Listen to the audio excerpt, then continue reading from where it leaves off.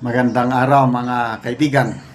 Pag-usapan natin ngayon ang kandidatura ni Congresswoman Luistro ng Batangas.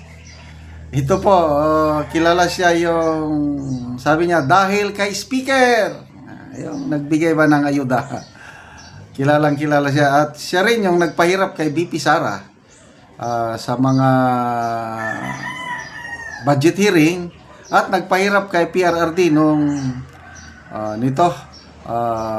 tungkol sa war on drugs na hearing sa Kamara. So talagang isa rin siya sa sa prosecutor sa napipintong impeachment trial ni BP Sara. So ito, sabi ni Optic Politics, post niya ni Optic, where is your shouting? Because of Speaker. Ito, isinare ni Optic Politics ang post ng Philippine Star. Ang title is, ito. Ito na yung article. Batangas lawmaker, others face disqualification cases. By Mayen J. Malin, May 8, 2025. So ngayon, na-publish ngayon. Basahin ko For her presence on at least 2 occasions wherein government cash assistance was being distributed, Batangas Representative Jinky Luistro may be barred from seeking re-election in what could be the first ayuda-related case against a candidate in the coming midterm election. Sana nga, first time in history, may ma-disqualify dahil sa ayuda. A Batangas resident filed a disqualification complaint against Luistro before the Commission on Elections, allegedly after she made it appear to beneficiaries of assistance to individuals in crisis situation that she was instrumental in the release of the funds. May napanood akong Facebook reel, dalawa. Yung isa, bigay ng pera, kailang tinatouch niya yung ulo, para bang ginaganon. Akin yan Tapos meron ding isa yung nagbibilang siya ng pera, libo-libo, tapos binibigay yung mga nakapila. Napanood ko yan sa sa Facebook reel. So siguro malakas ang ebidensya na isinabmit ng complainant at ito inaksyonan ng COMELEC. I don't know kasi i-evaluate pa yung mga So marami pang kinasuhan.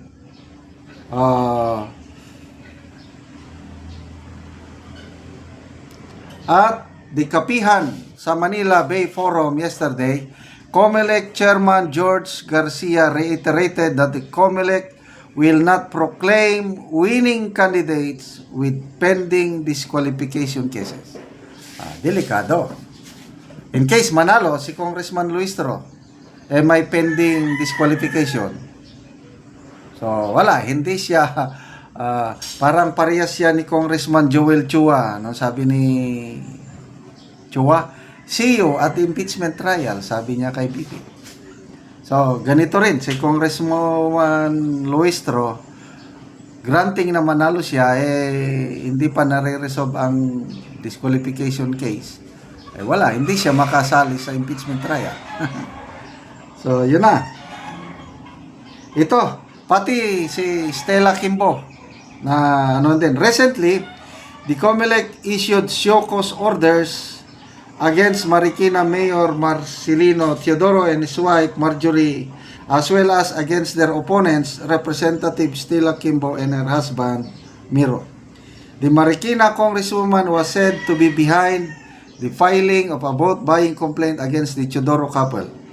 The petitioner against the Teodoro couple, John David Ramos, is allegedly the propagator of pro-Kimbo content on social media. So, ayan, show cause order, wala pa yan. Kasi magpapaliwanag pa eh. Ang mahirap yung disqualification case. Kanina, na-vlog ko na, ulitin ko lang sa hindi nakapanood, si Congresswoman Camille Villar, nabigyan din siya ng show cause order, alleged vote buying.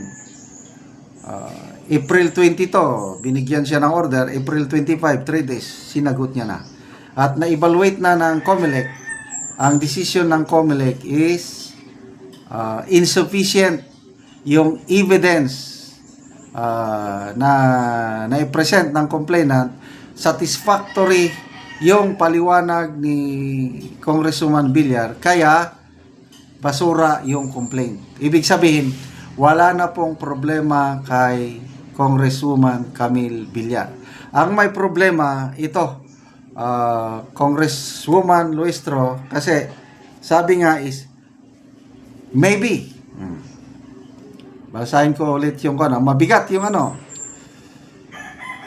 for her presence on at least 2 occasions wherein government cash assistance was being distributed, Batangas Representative Jinky Luistro may be barred from seeking re-election in what could be the first ayuda-related case against a candidate in the coming midterm election.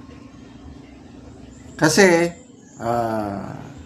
she made it appear before the beneficiaries of IX that she was instrumental in the release of the funds. Ay talagang dali ka dyan. Ang ruling ng DSWD, pag-distribute ng mga ito, dapat walang pakialam ang mga politiko. Eh bakit? Lantaran, ang dami nila eh. Lantaran, mga politiko ang nagbibigay. So, ano na yung sinasabi na wala talaga. Ito rin si Congresswoman Stella Kimbo, sinampan din siya ng reklamo ng mga Marikina public school teachers.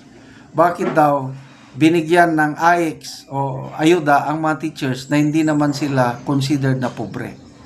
So, maraming kakaharaping kaso si Congresswoman Stella Kimbo. So, good luck sa mga kongresistang nasampahan ng kaso. Salamat mga kaibigan sa inyong pagtangkilik sa ating channel. Nakakatulong kayo ng malaki sa Tribong Talandig dahil ang income natin sa channel na ito is tinutulong natin sa tribo. Namimigay tayo ngayon ng mga yero at pako para ma-repair ang sira-sirang bahay ng Tribong Talandig. Panoorin nyo ang video na ito. Iya na gid mag-atop na gid siya. So iya na gid ning tangtangon ang iyang atop og maka-atop na siya og bag-o. Atop na gid ko kuan wa na gid ulan sa akong ubuan.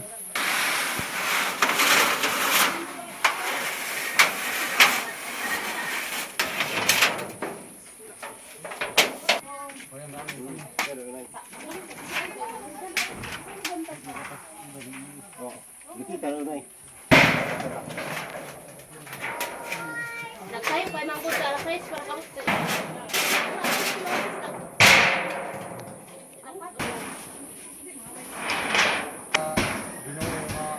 Nagatagan ni Ursin nagatagan ni yung paman sa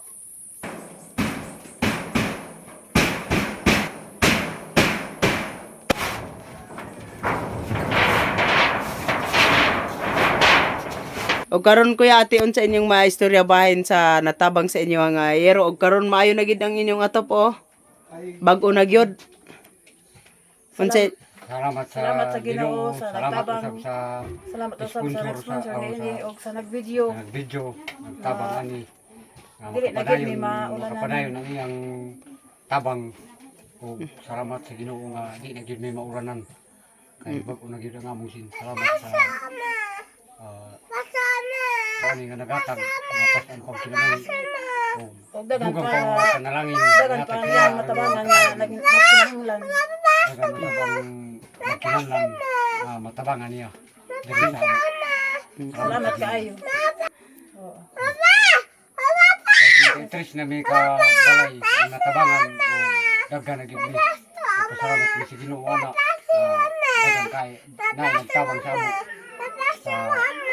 Salamat mi sa Ginoo bisan pa sa tabang ani. Salamat. Salamat, God bless. Hindi, God bless. Tabang ani. Oo. Salamat kaayo.